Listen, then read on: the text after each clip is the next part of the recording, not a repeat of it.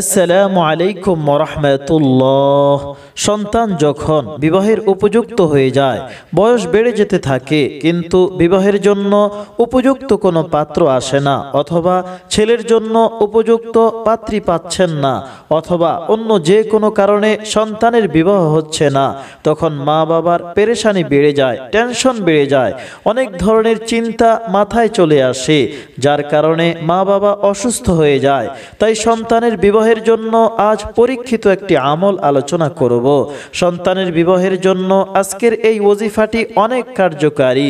যদি কারো সন্তানের বিবাহ না হয়, অথবা বিবাহের জন্য কোনো সম্বন্ধ না আসে, অথবা উপযুক্ত সম্বন্ধ আসে না, তাহলে তাদের জন্য আজকের এই আমলটি।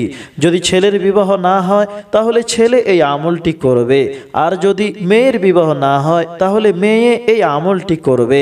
5 ওয়াক্ত নামাজ অবশ্যই আদায় করবেন এবং 21 দিন লাগাতার এই আমলটি করবেন।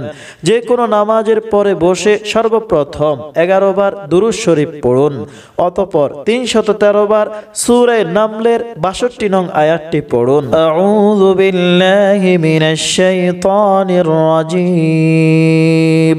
আম্মান ইউজিবুল মুযতাররা ইযা দাআহু ওয়া ইয়াকশিফুস সূ। আয়াতের এই অংশটি 313 বার পড়ে অতঃপর শেষে আবার 11 বার দুরূদ শরীফ পড়ুন, অতঃপর দোয়া করুন আল্লাহ তাআলা যেন ভালো নেক কোনো সম্বন্ধের ব্যবস্থা করে দেন। 21 দিন লাগাতার এই আমলটি করুন, ইনশাআল্লাহ ভালো জায়গায় বিবাহ হয়ে যাবে।